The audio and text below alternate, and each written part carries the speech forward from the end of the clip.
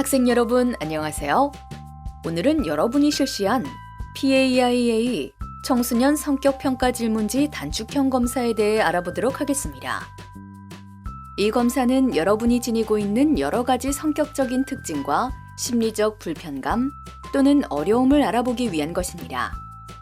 결과에 제시되는 여러 가지 성격적 특징들은 상당히 민감한 요소들을 포함하므로 검사 결과에 대해 혼자서 판단해서는 안 되며 전문 상담 선생님의 도움을 받아 자신의 정확한 성격 특성을 파악할 수 있도록 해야 합니다. 본 검사는 4개의 타당성 척도와 11개의 임상 척도, 5개의 치료 고려 척도, 2개의 대인관계 척도로 구성되어 있습니다. 그럼 이제부터 검사 결과표를 함께 살펴볼까요? 검사 결과표는 검사 결과의 타당성을 확인하기 위한 타당성 척도, 전체 척도 프로파일, 척도별 해석으로 구성되어 있습니다. 또한 검사 결과표의 뒷면에는 본 검사의 특징에 대한 안내와 전체 척도에 대한 설명이 제시되어 있으니 참고하시기 바랍니다. 검사 결과를 해석할 때는 먼저 이 검사의 결과를 신뢰할 수 있는지 확인하기 위해 타당성 척도 점수를 살펴본 후 개별적인 척도별 점수를 해석해야 합니다. 또한 어떤 척도들의 점수는 개별적으로 해석하지 않고 다른 하위 영역의 점수와 관련지어서 해석할 필요가 있습니다. 그럼 먼저 타당성 척도를 살펴보겠습니다. 타당성 척도는 여러분이 검사를 할 때 관심을 갖고 주의를 기울여 검사를 실시하였는지, 자신에 대해 있는 그대로 솔직하게 응답하였는지를 알아보기 위한 것입니다. 비일관성 척도는 내용이 유사한 문항상에 동일하게 응답하였는지를 알아보기 위한 척도입니다. 저빈도 척도는 무선 반응 또는 부주의한 응답 등 문항에 대해 제대로 응답하지 않았는지를 알아보기 위한 것입니다. 부정적 인상 척도는 자신의 심리적 문제를 지나치게 과장해서 표현하는 경향을 알아보기 위한 것입니다. 긍정적 인상 척도는 자신이 지니고 있는 심리적 문제를 인정하지 않거나 자신을 지나치게 좋게 보이려고 하는 경향을 알아보기 위한 것입니다. 만약 4가지 타당성 척도 점수 중에서 어느 하나라도 기준 점수 이상으로 상승할 경우 검사 결과 해석에 주의해야 합니다. 다음으로는 프로파일에 대해 알아보겠습니다. 이 그래프는 각 척도별 T점수를 이해하기 쉽게 꺾은 선 그래프로 보여주고 있습니다. 그래프의 아래에서는 척도명과 본인의 결과 점수인 원점수, T점수, 백분위 점수를 확인할 수 있습니다. 원점수는 각 척도별로 여러분이 실제로 응답한 점수의 합입니다. T점수는 상대적인 비교가 가능하도록 원점수를 평균 50, 표준 편차 10인 표준 점수로 변환한 값입니다. 평균인 50점보다 자신의 점수가 높을 경우 비슷한 또래의 평균보다 본인의 점수가 높은 것으로 이해할 수 있습니다. 백분위는 전체 집단을 100으로 하였을 때 개인의 상대적 위치를 나타냅니다. 예를 들어 홍길동의 신체적 호소 백분위 점수를 70이라 한다면 신체적 호소 영역에서 홍길동보다 낮은 점수를 받은 사람이 69명이고 높은 점수를 받은 사람은 30명이라고 보면 됩니다. 마지막으로 척도별 해석은 각 척도별 T점수와 그에 따른 수준 및 해석으로 구성되어 있습니다. 먼저 타당성 척도의 경우 앞서 설명한 내용과 같이 4개의 척도 중 수준이 높음 또는 매우 높음으로 나온 척도가 하나라도 있다면 결과 해석에 주의해야 합니다. 임상 척도는 여러분이 현재 일상생활을 하거나 학업을 수행하는 데 방해가 되는 성격적 특징 또는 심리적 어려움이 있는지를 알아보기 위한 것입니다. 지금부터 임상 척도를 구성하고 있는 척도들을 하나씩 살펴보도록 하겠습니다. 신체적 호소 척도는 신체 기능과 건강 문제에 대한 호소나 걱정의 정도를 측정합니다. 두통과 같은 사소한 신체적 불편을 반복해서 경험하는 것부터 마비와 같은 중요한 신체 기능의 이상에 이르기까지 다양한 내용으로 이루어져 있습니다. 이 척도의 수준이 낮음일 경우 신체적으로 아무런 불편이 없다는 것을 의미하는 것으로 대체로 낙천적이고 행동이 효율적입니다. 반면 매우 높음일 경우 신경계, 소화기계, 근육계통을 포함하는 다양한 신체적 불편이 만성적으로 나타나며 피로감을 느끼고 신체적으로 허약할 수 있습니다. 불안 척도는 일상생활에서 걱정이 많고 긴장과 스트레스를 경험하는지를 측정합니다. 불안의 여러 특징을 나타내는 반복되는 걱정, 주관적 염려, 긴장과 스트레스에 따른 신체적 징후와 같은 매우 다양한 특징을 포함하고 있습니다. 이 척도의 수준이 낮음일 경우 불안 증상을 거의 경험하지 않거나 경험하더라도 자신이 잘 통제할 수 있습니다. 반면 매우 높음일 경우 크게 위축되어 있고 사소한 스트레스에 직면하더라도 효율적으로 대처하기 어려울 수 있습니다.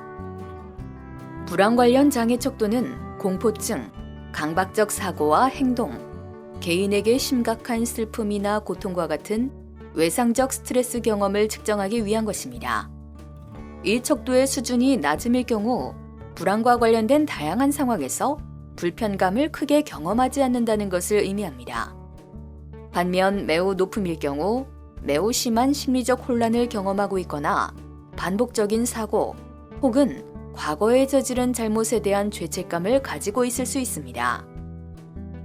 우울 척도는 우울 증상의 인지적, 정서적, 행동적 증상을 측정합니다. 회의주의, 부정적 기대, 주관적 불행감과 무감동, 기력 상실, 수면과 식욕의 변화와 같은 신체적 징후를 포함하고 있습니다. 이 척도의 수준이 낮음일 경우 정서적으로 안정되어 있고 자신감이 있으며 적극적으로 행동합니다. 반면 매우 높음일 경우 사회적으로 위축 또는 철수되어 있고 다른 사람들이 자신을 이해해주지 못한다고 느끼며 대부분 기력이 없고 흥미를 추구하려는 동기가 부족합니다. 조증 척도는 조증 또는 경조증의 인지적, 정서적, 행동적 증상 측정하는 척도로 들떠있는 기분, 과대적 사고, 지나친 활동 수준의 증가, 초조성, 참을성 부족 등을 포함합니다. 이 척도의 수준이 낮음일 경우 조증 또는 경조증적 특징은 거의 나타나지 않습니다. 반면 매우 높음일 경우 자신이 처리할 수 있는 것보다 더 많은 일을 시도하고 이를 제지하는 사람에 대해 적대적인 방식으로 행동할 가능성이 높습니다. 망상 척도는 편집증적인 사람들이 가지고 있는 증상이나 성격적 특징을 측정합니다. 주변 환경이 자신에게 위험을 줄 수 있다고 생각하여 경계하고 악의를 품는 경향, 다른 사람들이 자신을 부당하게 대우하는 것을 찾아내려는 경향 등을 포함하고 있습니다. 이 척도의 수준이 낮음일 경우 다른 사람과의 관계에서 개방적이고 관대합니다. 반면 매우 높음일 경우 다른 사람들과의 관계에서 가혹하고 원한을 품거나 다른 사람이 자신을 이용한다고 생각하는 경향이 있습니다. 조현병 척도는 정신병적 경험, 사회적 위축 및 사고장애를 평가하기 위한 것입니다. 조현병의 점수는 다양한 원인에 따라 상승할 수 있습니다. 예컨대 정상인이 일반적으로 경험하지 않는 기이한 신념과 지각, 사회적 능력의 부족이나 사회적 즐거움의 상실, 주의력과 집중력의 장애 및 사고 과정 등의 문제가 있을 경우 상승할 수 있으므로 점수가 높다고 해도 결과를 단정짓지 말고 주변 환경 등을 고려하여 해석에 각별한 주의를 기울여야 합니다. 이 척도의 수준이 낮음일 경우 효율적인 대인관계를 형성할 수 있고 주의력이나 집중력에 문제가 없다는 것을 의미합니다. 반면 매우 높음일 경우 정신적 혼란이 있고 대인관계에서 위축되어 있거나 회피적이고 의심이 많으며 판단력과 현실 검증력이 낮은 경향이 있습니다. 경계선적 특징 척도는 심각한 성격 장애와 관련 있는 다양한 요소를 평가하기 위한 것으로 주로 화를 참거나 다스리기 어려움, 정체감과 자기 가치에 대한 혼란, 충동적 행동 등을 포함하고 있습니다. 이 척도의 수준이 낮음일 경우 정서적으로 안정되어 있고 안정적인 대인관계를 형성할 수 있습니다. 반면 매우 높음일 경우 항상 적대적이고 화를 잘 내며 다른 사람으로부터 배신당했다고 느끼며 충동적이고 매우 자기 파괴적인 방식으로 행동하는 경향이 있습니다. 반사회적 특징 척도는 사회 질서를 어기거나 권위적 인물과의 갈등, 자기중심성, 공감과 성실성의 부족 등 반사회적 성격 특징 및 행동 특징을 측정합니다. 이 척도의 수준이 낮음일 경우 따뜻하고 공감적인 대인관계를 형성할 수 있고 비교적 자신의 충동과 행동을 합리적으로 통제할 수 있습니다. 반면 매우 높음일 경우 신뢰롭지 못하고 무책임하며 사회적, 직업적 영역에서 지속적인 성취가 불가능하거나 대인관계에서 냉정하고 실리를 추구하는 경향이 있고 자신의 욕구를 충족시키기 위해 다른 사람을 이용할 가능성이 높습니다. 알코올 문제 척도는 술에 의존해 있는 상태 또는 그로 인한 부정적 결과를 측정하기 위한 것으로 상습적인 음주나 이에 따른 심각한 결과, 통제력 상실 및 음주에 대한 갈망 등 다양한 음주 문제들을 포함하고 있습니다. 이 척도의 수준이 낮음일 경우 술을 마시지 않거나 마시기는 하지만 술로 인한 문제는 거의 없습니다. 반면 매우 높음일 경우 금주할 생각이 없거나 금주할 수 있는 능력이 없으며 보통 음주에 대한 죄책감을 가지고 있기는 하지만 음주를 통제할 능력이 없습니다.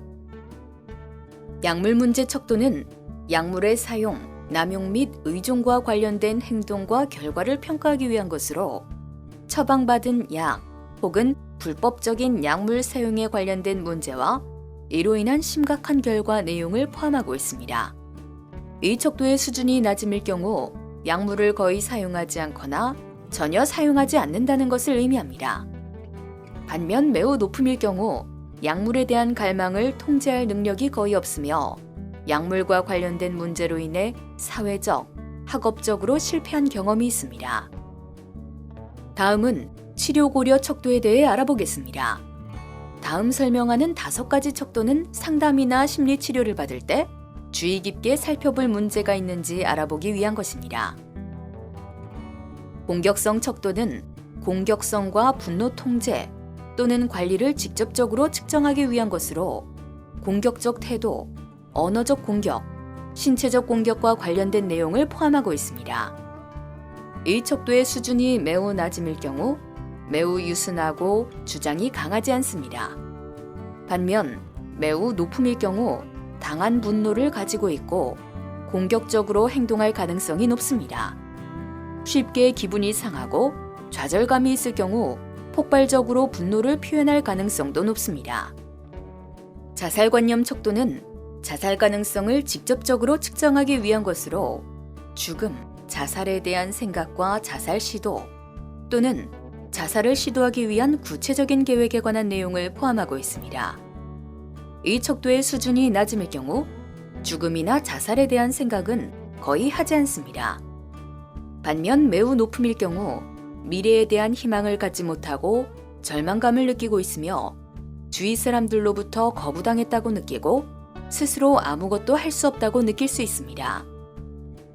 스트레스 척도는 현재 여러분이 일상생활에서 얼마나 스트레스를 경험하고 있는지 그리고 스트레스에 대처하는 데 어려움이 있는지를 측정합니다.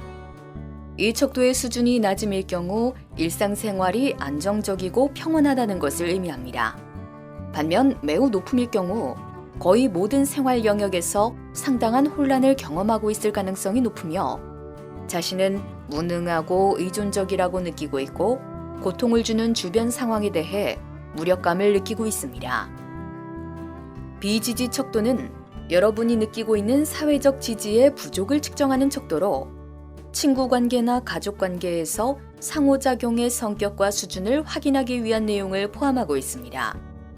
이 척도의 수준이 낮음일 경우 가족 및 친구들과 친밀하고 지지적인 관계를 맺고 있다는 것을 의미합니다.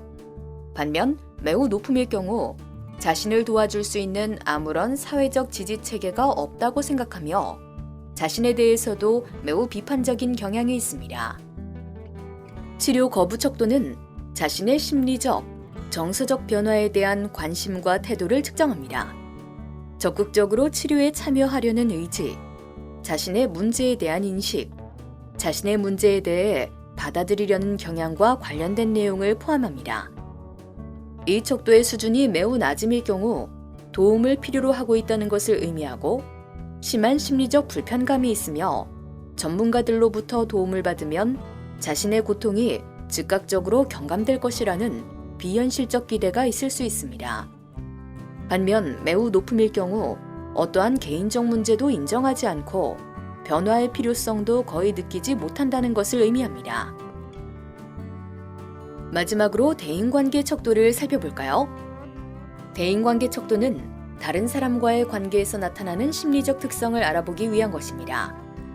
이 척도는 점수가 높을 때도 문제가 되지만 낮을 때도 의미가 있으므로 다른 하위 척도의 점수와 관련지어 해석하는 것이 바람직합니다.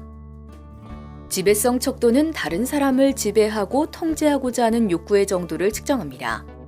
대인관계에서 독립적이고 주장이 강하거나 지식적인 특성 등과 관련된 내용을 포함합니다. 이 척도의 수준이 매우 낮음일 경우 자기보다 다른 사람의 이익을 더 중요하게 여기고 자기 주장을 하지 못하기 때문에 부당한 대접을 받거나 이용당할 가능성이 높습니다. 매우 높음일 경우 지배적이고 자신의 계획과 기대에 동의하지 않는 사람들이 있으면 참지 못하는 경향이 있고 매우 자기 자신을 과시하고 오만하며 독재적인 사람처럼 보일 수 있습니다. 온정성 척도는 대인관계에서의 인정과 애정에 대한 욕구를 측정하는 척도입니다. 대인관계에서의 사교적이고 동정심 있는 특성 등과 관련된 내용을 포함하고 있습니다. 이 척도의 수준이 매우 낮음일 경우 사회적 상호작용에 대해 거의 관심이 없으며 냉담하고 감정이 없는 사람처럼 보이고 다른 사람의 실수를 참지 못하는 경향이 있습니다. 매우 높음일 경우 타인을 수용하려는 특성이 너무 뚜렷하게 나타나고 지나치게 의존적이며 사랑받고자 하는 욕구가 지나치게 강하여 이용당할 가능성이 높습니다. 척도별 해석에는 여러분의 점수에 따른 해석이 나와 있으므로 자세히 살펴보고 자신의 결과를 이해하는 데 참고하시기 바랍니다.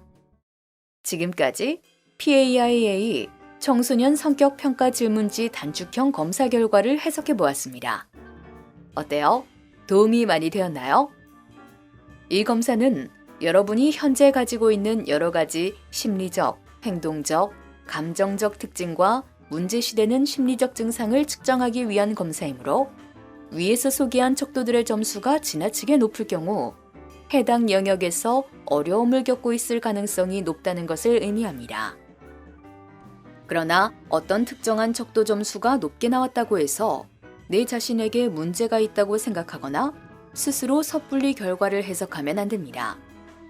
자신의 심리 상태나 성격을 보다 정확하게 이해하기 위해서 전문적인 상담을 하시는 선생님과 만나서 이야기해 보는 것이 좋습니다. 이 검사를 통해 자기 자신을 보다 정확하게 이해하고 심리적 문제를 예방할 수 있는 기회가 되었으면 좋겠습니다. 다시 보길 원하신다면 인사이트 홈페이지에 들어오시면 검사에 대한 해석 정보를 다시 보실 수 있습니다. 또한 PDF 검사 결과 표, 검사 결과 해석 동영상 서비스를 스마트폰으로도 제공받을 수 있습니다. 감사합니다.